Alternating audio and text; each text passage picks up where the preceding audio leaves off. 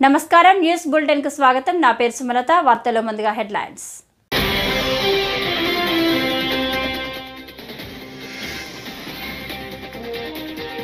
భారీ వర్షాలపై చంద్రబాబు సమీక్ష పలు జిల్లాల్లో స్కూళ్లకు సెలవు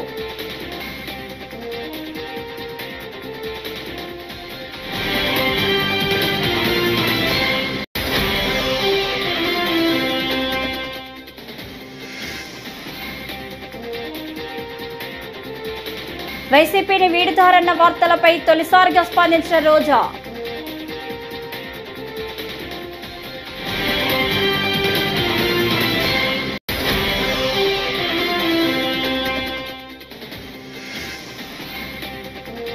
వాయువ్య బంగాళాఖాతంలో అల్పపీడనం ఏపీలో విస్తారంగా వర్షాలు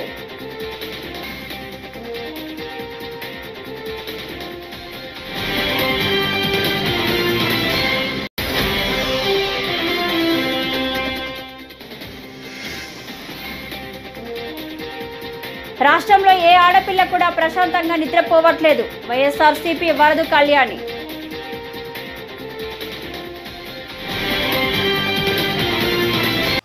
ఇక డీటెయిల్స్ చూస్తే వాయువ్య బంగాళాఖాతంలో అల్పపీడనం తలెత్తింది ఉత్తరాంధ్ర దక్షిణ ఒడిషా తీరాల వైపు కదులుతూ వాయుగుండంగా బలపడే అవకాశం ఉందని ఆంధ్రప్రదేశ్ రాష్ట్ర విపత్తుల నిర్వహణ సంస్థ వెల్లడించింది దీని ప్రభావంతో ఆంధ్రప్రదేశ్ వ్యాప్తంగా విస్తారంగా వర్షాలు కురుస్తున్నాయి ఇవాళ శ్రీకాకుళం విజయనగరం మన్యం అల్లూరి విశాఖ జిల్లాలో అక్కడక్కడ భారీ వర్షాలు కురవనున్నాయి కర్నూలు నంద్యాల అనంతపురం వైఎస్ఆర్ జిల్లాలో అక్కడక్కడ భారీ వర్షాలు కురిసే అవకాశం ఉంది మిగిలిన జిల్లాల్లో అక్కడక్కడ తేలికపాటి నుంచి మోస్తారు వర్షాలు కురిసే అవకాశం ఉంది కోస్తా తీరం వెంబడి గంటకు 45 నుంచి 65 కిలోమీటర్ల వేగంతో ఈదురుగాలులు వీచనున్నాయి లోతట్టు ప్రాంత ప్రజలు అప్రమత్తంగా ఉండాలని ఆంధ్రప్రదేశ్ రాష్ట్ర విపత్తుల నిర్వహణ సంస్థ మేనేజింగ్ డైరెక్టర్ రోనంకి కూర్మనాథ్ వెల్లడించారు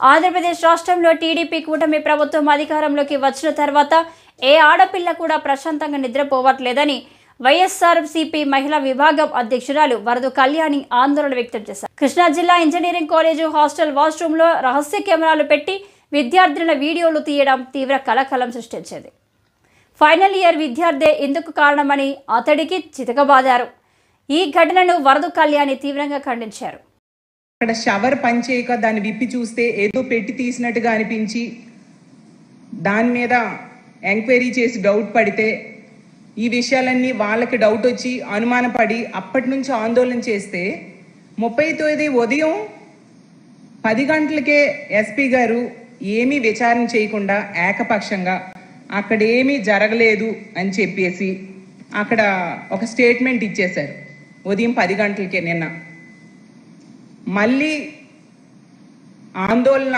ఈ అమ్మాయిలు బాగా ఆందోళన చేయడంతో ఒక సిఐ అలాగే ఎస్ఐ స్థాయి మహిళా అధికారులతో విచారణ ప్రారంభించారు ఎస్పీ స్థాయి వ్యక్తి అక్కడ ఏం జరగలేదు అని చెప్పేశాక అతని దగ్గర పనిచేసే సిఐ ఎస్ఐ స్థాయి వ్యక్తులు ఏమని అతని మాటకు వ్యతిరేకంగా రిపోర్ట్ ఇవ్వగలరా యాజమాన్యం తాలూకా నిర్లక్ష్యము అలాగే యాజమాన్యాన్ని కవర్ చేయడానికి ప్రభుత్వం పడుతున్న తపన క్లియర్గా అర్థమవుతుంది ఈ ఇష్యూలో ఆ పిల్లల్ని బెదిరించడం ఆ పిల్లల వాయిస్ రికార్డ్స్ ఎన్నో బయటకు వచ్చాయి యాజమాన్యం బెదిరిస్తూ ఉండడం సర్టిఫికేట్స్ ఇవ్వమని చెప్పడం అలాగే అన్ని రకాలుగా వాళ్ళని బెదిరించి హాస్టల్ నుంచి బయటకు పంపించడానికి ట్రై చేయడం సెలవులు ప్రకటించేసి అంటే పిల్లల్ని బయటకు పంపించేస్తే ఇంకేం విచారణ చేస్తారు అలాగే నిన్న మా వైఎస్ఆర్ కాంగ్రెస్ పార్టీ తరఫున అక్కడ పిల్లలతో మాట్లాడి వాళ్ళకు ఒక భరోసా ఇవ్వడానికి మేము వెళ్తే మమ్మల్ని లోపలికి కూడా అలౌ చేయలేదు ఎందుకంత భయం వీళ్ళకి అంటే అక్కడ ఎవరిని రక్షించడానికి ఈ పోలీసులైనా ప్రభుత్వమైనా తాపత్రయపడుతుందో అర్థం కావట్లేదు అలాగే తీసుకుంటే తప్పు జరిగింది ఒక నిందితుడు ఒక అబ్బాయి మీద అనుమానం ఉంది ఆ అబ్బాయి ఇన్స్టాగ్రామ్లో పవన్ కళ్యాణ్ గారి పోస్టులు ఉంటే దానిని మోడిఫై చేసి వైఎస్ఆర్సీపీ బొమ్మలు పెట్టి, జగనన్న బొమ్మలు పెట్టి, అంటే వైఎస్ఆర్సీపీ మీద నెట్టేయడానికి ప్రయత్నాలు క్లియర్గా కనిపిస్తూ ఉన్నాయి. అలాగే ఆర్టీవీ వాళ్ళు కూడా అదేదో వైఎస్ఆర్సీపీకి సంబంధించిన అబ్బాయి కింద క్రియేట్ చేయడానికి ముందు పోస్ట్ పెట్టి దాన్ని తొలగించడం. అంటే ఈ ఫేక్ న్యూస్ ఛానల్స్ ఎంతసేపు ఇది వైఎస్ఆర్సీపీ వ్యక్తులు చేశారన్నట్టుగా క్రియేట్ చేయడానికే ప్రయత్నిస్తూ ఉన్నారు తప్ప ఇంత ఘోరమైన సంఘటన జరిగింది. అసలు ఈ ప్రభుత్వం దీని నుంచి అమ్మాయిలను ఎలా రక్షించాలి? 300 మంది ఆడపిల్లల భవిష్యత్తు, వాళ్ళ వీడియోస్ కనుక బయటికి వస్తే వాళ్ళ భవిష్యత్తు ఏమవుతుంది అని ఆలోచించట్లేదు. ఎంత సంఘటన జరిగినా ఒక డీజీపీ గారు కానీ, ఒక హోమ్ మినిస్టర్ గారు కానీ ఇంతవరకు వెళ్ళలేదు. మన డీజీపీ గారిని చంద్రబాబు. ఏపీలో వివిధ ప్రాంతాల్లో భారీ వర్షాలపై ముఖ్యమంత్రి నారా చంద్రబాబు నాయుడు సమీక్ష నిర్వహించారు. పలు జిల్లాల్లో, పలు పట్టణాల్లో భారీ వర్షాల నేపథ్యంలో పరిస్థితులపై అధికారులతో చంద్రబాబు మాట్లాడారు. అధికారులు అప్రమత్తంగా ఉండాలని, ప్రజలకు తగు సూచనలు చేయాలని ఆదేశాలు జారీ చేశారు. అవసరమైన సహాయక చర్యలకు ప్రభుత్వ సిబ్బంది సిద్ధంగా ఉండాలని ఆదేశాలు జారీ చేశారు. మ్యాన్హాల్, కరెంటు తీగలు తెగిపడే ప్రమాదాలు జరగకుండా చూడాలని ఆదేశాలు జారీ చేశారు. అన్ని శాఖలు అలర్ట్గా ఉండాలని ముఖ్యమంత్రి తెలిపారు. భారీ వర్షాలు ఉన్న ప్రాంతాల్లో స్కూళ్లకు సెలవు ప్రకటించాలని చంద్రబాబు సూచించారు.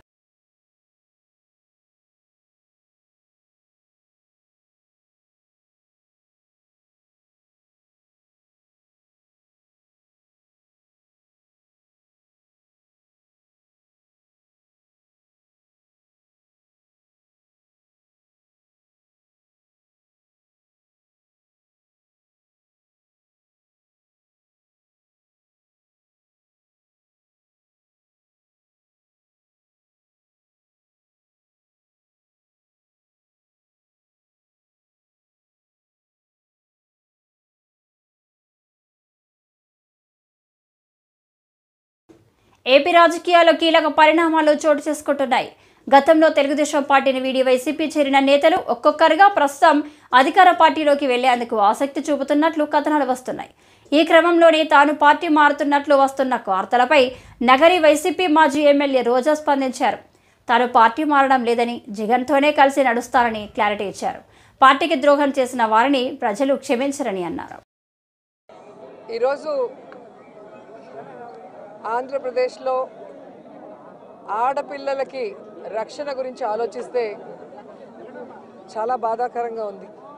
ఎందుకంటే ఎక్కడ చూసినా రేపులు, మర్డర్లు అండ్ ఆడపిల్లల కాలేజీ బాత్రూమ్స్లో హిడెన్ కెమెరాలు పెట్టి ఏ విధంగా పైశాచిక ఆనందం పొందుతున్నారో మనం చూస్తున్నాం. ఈరోజు నేరస్తులకి ఇంత ధైర్యం వచ్చింది అంటే దానికి ఈ ప్రభుత్వం సిగ్గుపడాలి. ఎందుకంటే గతంలో జగన్మోహన్ రెడ్డి గారి ప్రభుత్వంలో ఒక తప్పు జరగాలి అంటే ఎంత భయం ఉండేదో మీకు అందరికీ తెలుసు. సో ఎవరైనా కూడా దిశ యాప్ని యూజ్ చేయకుండా ఏదైనా అఘాయిత్యానికి అమ్మాయి లోబడితే 24 గంటల లోపల నేరస్తుల్ని అరెస్ట్ చేసి వారిని శిక్షించే విధంగా చట్టాలని కఠినతరం చేశారు. కాబట్టి ఆ రోజుల్లో ముచ్చుమరి లాంటి ఘటనలు జరగటం అనేది మనం చూసుండం. నిజంగా చాలా బాధాకరం. ఒక 9 ఏళ్ల అమ్మాయిని రేప్ చేసి చంపేసి ముక్కలు చేసేశారు. 60 రోజులు అవుతున్న అమ్మాయి శవాన్ని కూడా ఇంతవరకు తీసుకురాలేకపోయారు. అసలు ఆ కుటుంబాన్ని పరామర్శించడానికి సీఎం గారు కానీ, హోంమంత్రి గారు కానీ వెళ్ళలేదు అంటే కారణం ఏంటో నాకైతే అర్థం కాలేదు. ఎందుకంటే మదనపల్లిలో ఫైల్స్ దగ్ధమయ్యాయి అనగానే డీజీపీ గారిని స్పెషల్ ఫ్లైట్లో పంపించిన వాళ్ళు ఎందుకు ముచ్చుమరికి స్పెషల్ ఫ్లైట్లో డీజీపీ గారిని కానీ లేదా సంబంధిత మంత్రి గారిని ఎందుకు పంపించలేదు నాకు అర్థం కాలేదు. అలాగే నిన్న పేపర్లో చూశాను, గుడ్లవల్లేరు కాలేజీలో బాత్రూమ్స్లో హిడెన్ కెమెరాలు పెట్టారని పిల్లలు వచ్చి ఆడపిల్లలు చెప్తే అసలు అక్కడ ఏం జరగలేదని ఎస్పీ గారు చెప్పడం చాలా దురదృష్టకరం. ఈరోజు 300 మంది పిల్లలు ఈరోజు న్యాయం కావాలంటూ ధర్నా చేస్తుంటే ఇప్పుడు విచారణ చేస్తామని దిగిరావటం అనేది మేమంతా కూడా గమనించాల్సిన విషయం. అలాగే ఈ ప్రభుత్వం వచ్చిన తర్వాత మీరు చూస్తే ర్యాగింగ్ భూతం ఎలా ఎక్కువైందో మనం కళ్ళారా చూస్తున్నాం. నారాయణ కాలేజీలో మెడికల్ విద్యార్థినిని ర్యాగింగ్ చేసి చంపేశారు. అలాగే కలికిరిలో జేఎన్టీయూలో విద్యార్థి ర్యాగింగ్ చేయడం వల్ల ఎలా ఆత్మహత్య చేసుకుందో గమనించాం. అంటే గత 5 సంవత్సరాలు లేని ర్యాగింగ్ భూతం మళ్ళీ ఈ ప్రభుత్వం వచ్చాక ఎలా పిల్లల ప్రాణాలు తీస్తుందో మనం గమనించాల్సిన విషయం. నేను ఈ ప్రభుత్వానికి ఒకటే చెప్పగలను, రెడ్ బుక్ రాజ్యాంగం మీద పెట్టిన దృష్టి ఇంట్రెస్ట్ పక్కన పెట్టి ఆడపిల్లకి రక్షణ కల్పి. పిఠాపురం మున్సిపల్ కౌన్సిల్ సమావేశంలో రసాభాస నెలకొంది. మున్సిపల్ కౌన్సిల్ సమావేశంలో కాంట్రాక్టర్లకు బిల్లులు చెల్లింపు విషయంపై municipal commissioner Kanakarao, DE Bhavani శంకర్ల మధ్య వివాదం నెలకొంది. వ్యక్తిగత దూషణల వరకు వెళ్లి కొట్టుకునే స్థాయికి చేరింది. కౌన్సిల్ సభ్యులు ఉన్నారని కూడా చూడకుండా ఒకరిపై ఒకరు పరస్పర దాడులు చేసుకున్నారు.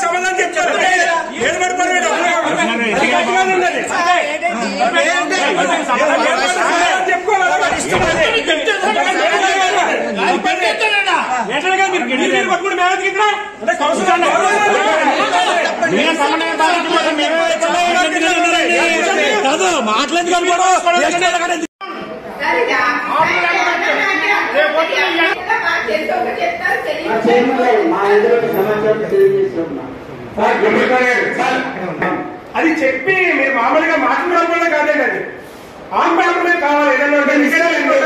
నేను ఇస్తానండి, నేను మళ్ళా కరెస్పాండింగ్ చేసి ఇస్తాను. ఎప్పుడు ఎలా పడుతుంది, ఎప్పుడు ఇస్తారు చెప్తాను, రికార్డ్ చేసుకుంటారు. 15 రోజులు పడుతుందమ్మా, ఇస్తాను.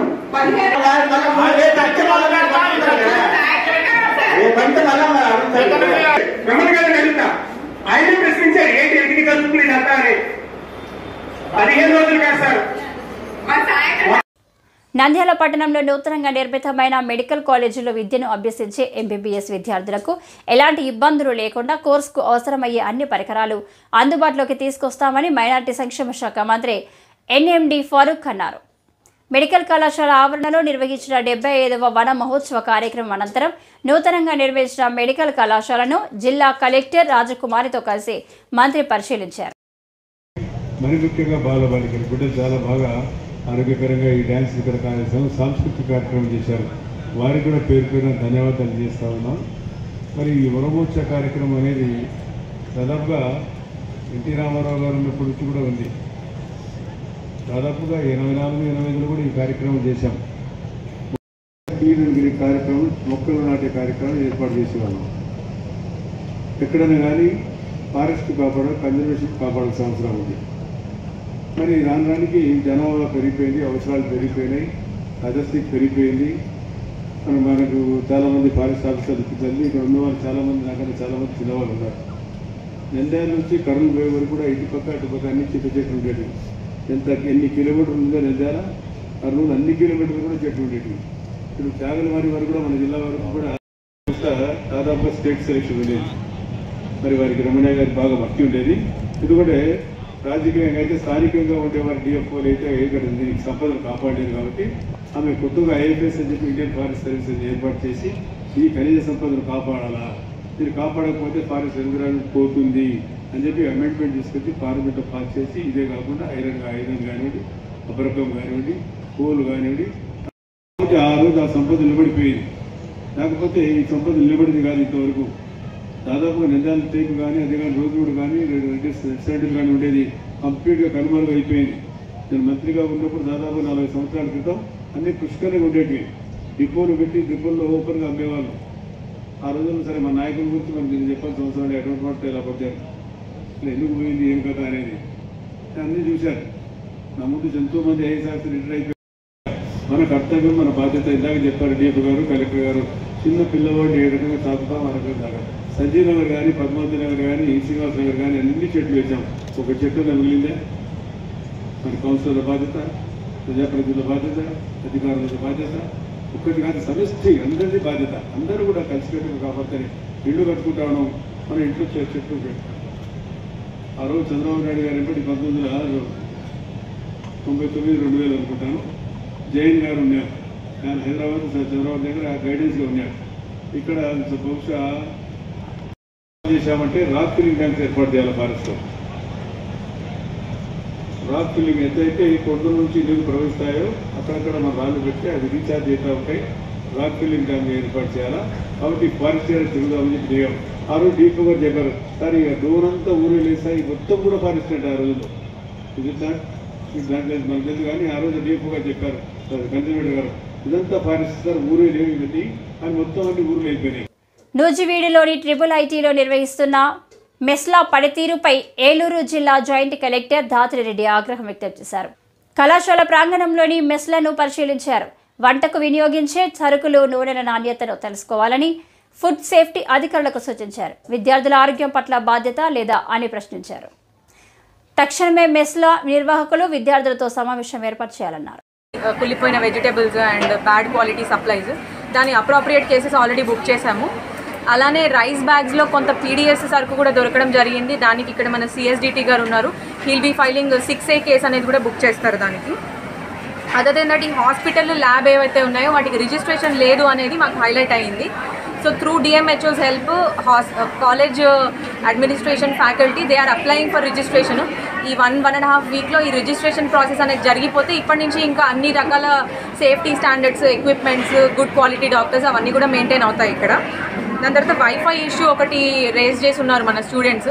సో వైఫై అనేది అందరికీ ఇప్పుడు ఈ బేసిక్ రిక్వైర్మెంట్ కాబట్టి అది వెంటనే లైబ్రరీలో రీస్టోర్ చేస్తామని ఫ్యాకల్టీ మనకి ప్రామిస్ చేశారు. That will be done with in 1 వీక్లో జరిగిపోతుంది. అలానే డిస్ట్రిక్ట్ అడ్మినిస్ట్రేషన్ సైడ్ నుంచి ఇంకొక డెసిషన్ కూడా మేము తీసుకున్నాము. ఎవ్రీ సండే ఇక్కడ ఒక మెంటల్ హెల్త్ క్యాంప్ అనేది we will be organizing in association with health department. ఇక్కడ ఇంత 7,000 మెంబర్స్ స్టూడెంట్స్ ఉన్నారు, కానీ కౌన్సిలర్ లేకపోవడం వల్ల స్టూడెంట్స్ పేరెంట్స్ నుంచి దూరంగా ఉన్నప్పుడు ఎట్లాంటి మెంటల్ హెల్త్ ఇష్యూస్ ఫేస్ చేస్తున్నారు, డిప్రెషన్, లోన్లీనెస్, యాంగ్జైటీ, వీటన్నిటి కోసం every week wheel send a counsellor here. వాళ్ళతో ఇంటరాక్ట్ అయ్యి ఎలాంటి మెంటల్ హెల్త్ రిలేటెడ్ ఇష్యూస్ ఉన్నా కూడా షేర్ చేసుకొని దానికి అప్రోప్రియేట్ ట్రీట్మెంట్ ఆర్ కౌన్సిలింగ్ అనేది ఇప్పిస్తాం.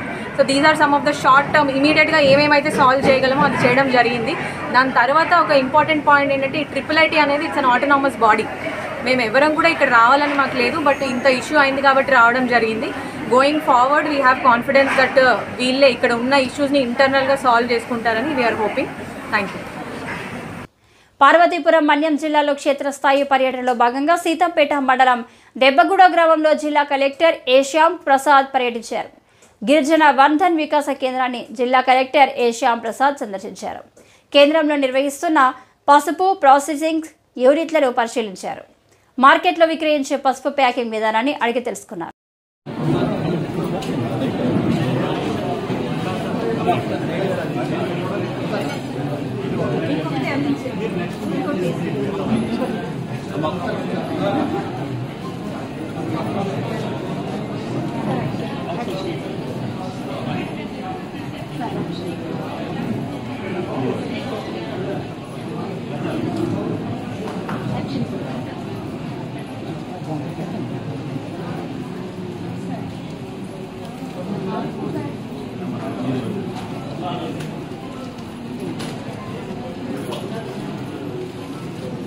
అంటే మీరు ఎక్కడి నుంచి వచ్చారమ్మా? వీడు వచ్చేదా?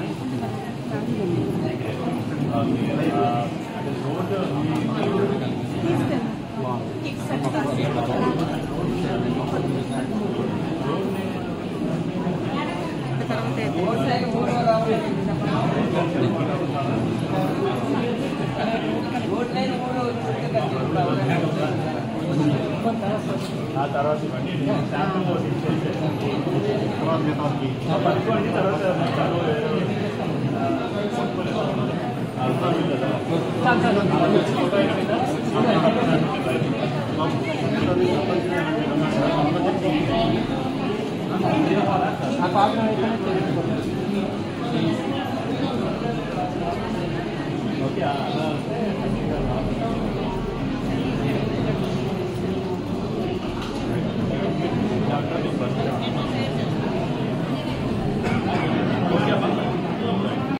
ఈ వార్తలు ఇంతటితో సమాప్తం. నమస్కారం.